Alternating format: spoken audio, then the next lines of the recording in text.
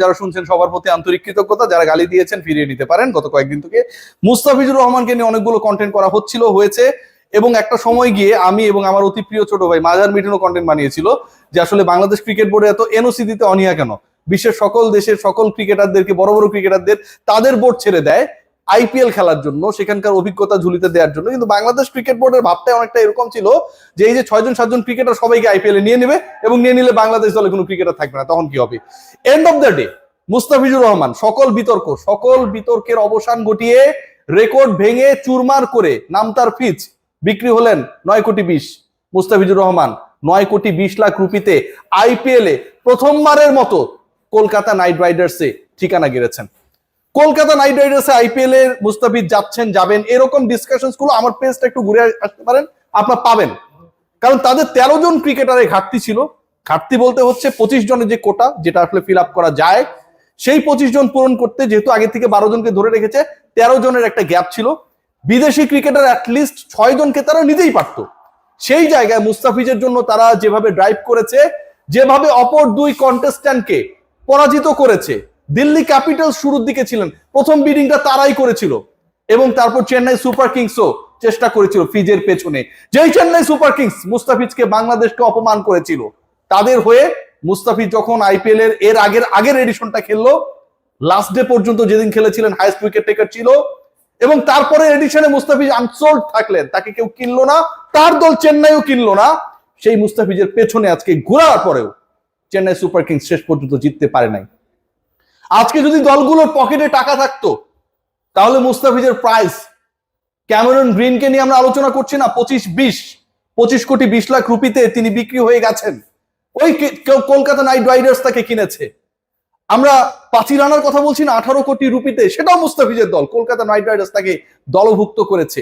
আজকে হয়তো সেই রেকর্ডগুলোর কাছাকাছি বা দু একটা রেকর্ড ব্রেকও হয়ে যেতে পারতো। মুস্তাফিজের ব্যাপারে যেভাবে শেষ মুহূর্ত পর্যন্ত বিডিং চলছিল অন্তত 3 দলের মধ্যে।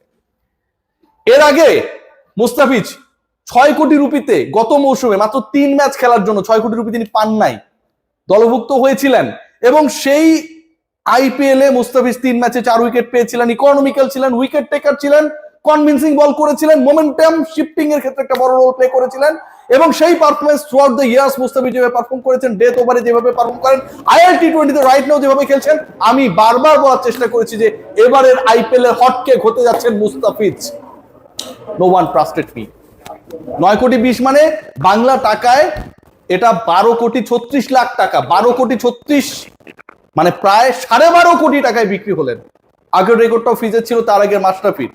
বাংলাদেশের একজন ক্রিকেটার, যেই বাংলাদেশের ক্রিকেটারদেরকে দলভুক্ত করা গেছে, পলিটিক্যাল রিজন সবসময় অনেক বেশি গুরুত্বপূর্ণ হয়ে দাঁড়িয়েছে। আইপিএল ক্রিকেটাররা খেলতে পারে না, যেতে পারে না, রিপ্লেসমেন্ট হিসেবে খেলতে পারে, এরকম একটা সিচুয়েশন তৈরি হয়েছে যেখানটায় বাংলাদেশের সবসময় আইপিএল এ পোস্টার বয় হিসেবে শুধুমাত্র সাকিব আল হাসানকে পেয়েছি আমরা। সেই সাকিব যখন এবারে নিলামে নেই, প্রাথমিক তালিকায় থাকলেও পূর্ণাঙ্গ তালিকায় যখন তাকে রাখা হলো না, মুস্তাফিজ ছিলেন একমাত্র ভরসা। 9 কোটি 20 লাখ রুপিতে কলকাতা নাইট রাইডার্সে মুস্তাফিজ যাওয়ার কারণে কয়েকটা দিক থেকে আমার কাছে মনে হয় বাঙালিরা খুশি হচ্ছে। প্রথমত হচ্ছে দিস টিম বিলংস দ্য বাঙালিস, এটা হচ্ছে বাঙালিদের দল। Kolkata knight Riders is a team যেখানটায় বাংলাদেশের ওপার বাংলার বাঙালিরা ভয়াবহভাবে ইমোশনালি অ্যাটাচড থাকে। কলকাতা নাইট রাইডার্স, যেটা মাশরাফির একসময় ঠিকানা ছিল, সাকিব আল হাসানের ঠিকানা ছিল, এবার প্রথমবারের মতো দিল্লিতে খেলেছেন, আমরা দেখেছি চেন্নাইতে খেলেছেন, হায়দ্রাবাদে খেলেছেন। এবার প্রথমবারের মতো সেই মুস্তাফিজুর রহমান, এতগুলো দলে আইপিএল এ দাপিয়ে বেড়ানো মুস্তাফিজুর রহমান প্রথমবারের মতো কলকাতার হয়ে খেলছেন। কলকাতা মানেই, আবার বলছি যে বাঙালি, কলকাতা মানেই শাহরুখ খান, কলকাতা মানেই আইপিএল চ্যাম্পিয়ন, কলকাতা মানেই যারা এবারের মিনি অ্যাকশন থেকে তাদের মেগা টিমটা বানানোর চেষ্টা করেছে। একবার ভেবে দেখুন, পাথিরানা মুস্তাফিজ দুজনই চেন্নাই ছিলেন, সেই দুজনকে তারা দলে ফিরিয়েছেন এবং তাদের বোলিং অ্যাটাকে এই দুজনের একটা বড় রোল থাকবে। মুস্তাফিজের কতগুলো ম্যাচেস খেলতে পারবেন না পারবেন সেটা নিয়ে হয়তো কিছুটা হলেও সংখ্যা তৈরি হতে পারে, কিন্তু আপনি যদি চিন্তা করে দেখেন, চেন্নাই সুপার কিংস এর হয়ে যখন মুস্তাফিজ খেলেছিলেন, পাথিরানা খেলেছিলেন, একই সাথে দুজনকে অ্যাকোমোডেট করেছিল তারা। কলকাতার ইডেন গার্ডেন্সে কলকাতা তাদের ইনিশিয়াল ম্যাচেসগুলোর 50% ম্যাচেস খেলবে এবং ইডেন গার্ডেন্সের উইকেট, ক্যারেক্টার, এই টাইপের উইকেটে অ্যাপ্রোপ্রিয়েট বোলিং করতে পারে যে কজন ক্রিকেটার, সাকসেসফুল হবার সম্ভাবনা এগিয়ে থাকা যে কজন ক্রিকেটারকে আপনি কাউন্ট করবেন, have to count Mustafizur Rahman, আপনাকে কাউন্ট করতেই হবে। 4টা দল একজন ক্রিকেটারের পেছনে ছুটেছে 2 কোটি রুপি থেকে সেটা 9 কোটি 20-এ গিয়ে ঠেকেছে। ভাবতে পারেন বাংলাদেশের আইপিএল ইতিহাসে কোনো ক্রিকেটারকে নিয়ে এরকম বিডিং কখনো হয় নাই, বাড়িয়ে বলছি না। বাংলাদেশে আইপিএল ইতিহাসে কোনো ক্রিকেটারকে নিয়ে এত দীর্ঘ সময়ের বিডিং হয় নাই, এতগুলো দলের বিডিং একসাথে হয় নাই। 20 লাখ করে রুপি যখন তার প্রাইস বাড়ছিল মিরপুরের প্রেস বক্সে, আজকে আমরা যারা নাজমুল শান্তর মাইকিং করা ম্যাচ দেখতে এসেছিলাম আমরা সবাই উচ্ছ্বাসে ফেটে পড়ছিলাম যে এই প্রাইসটা শেষ পর্যন্ত কোথায় গিয়ে থাকে। ম্যাজিক্যাল ফিগার 10 কোটিকে কি সেটা টাচ করতে পারবে? পারে নাই। তাতে কি হয়েছে? মুস্তাফিজুর রহমান পিকড হয়ে দেখিয়ে দিয়েছেন বাংলাদেশের ক্রিকেটারদের ভ্যালুটা কতটা। ভেবে দেখুন, যেখানটায় রাচিন রবীন্দ্ররা ইনিশিয়ালি আনসোল্ড থাকেন, লিয়াম লিভিংস্টনরা আনসোল্ড থাকেন, ঠিক সেই জায়গায় মুস্তাফিজুর রহমান প্রায় 10 কোটি রুপিতে সোল্ড আউট। মুস্তাফিজুর রহমানের পেছনে 4টা franchise at a time bid করছিল। মুস্তাফিজুর রহমান বাংলাদেশি ক্রিকেটারদের মধ্যে রেকর্ড করে দল পেলেন। মুস্তাফিজুর রহমান এই মৌসুমে যদি প্রপারলি খেলতে পারেন 12 কোটি 36 লক্ষ টাকা তার অ্যাকাউন্টে যাবে।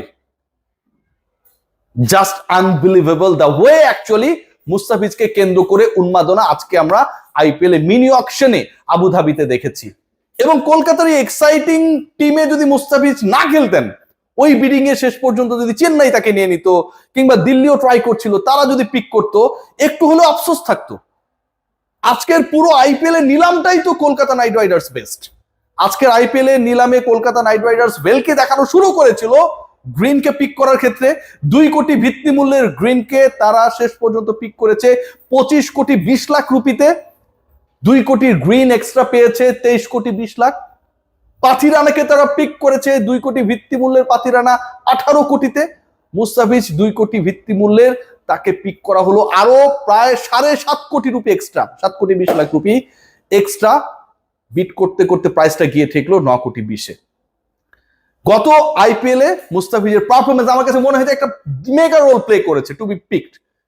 এর বাইরে throughout the year Mustafiz যেভাবে পারফর্ম করেছে, এবং একই সাথে you have to count that the performance he has shown in the IL টি20s, ওখানটায় তিনি যেভাবে খেলছেন ইকোনমিক্যাল থাকছেন। লাস্ট একটা পারফরমেন্স নিয়ে অনেক আলোচনা হচ্ছিল যে প্রথম 2 ম্যাচ শেষে 42টা বল করার সুযোগ পেয়েছিলেন, 24টা dots. So you need those kind of cricketer. Kolkata knight riders এর ম্যাচ যখন কলকাতার ইডেন গার্ডেন্সে মোটামুটি একটা বড় সংখ্যক ম্যাচ হবে, এবং সেই উইকেটে সেই মাঠের ক্যারেক্টার যতটুকু আমি দেখেছি সরাসরি গিয়ে, খুব যে অ্যালাউ করে প্লেয়ারদেরকে শর্টস খেলার ক্ষেত্রে তা না। আবার মুস্তাফিজের মতো slower cutter best bowler, slow and low উইকেটে পারফেক্ট বোলারদেরকে যতটা অ্যালাউ করে টু পিক উইকেটস, মুস্তাফিজুর রহমানের আজকে দল না পাবার কোনো রিজন ছিল না। একটাই রিজন ছিল যে মুস্তাফিজ যেহেতু ফুল সিজনটা খেলতে পারবেন না as per the decision made by cricket operations of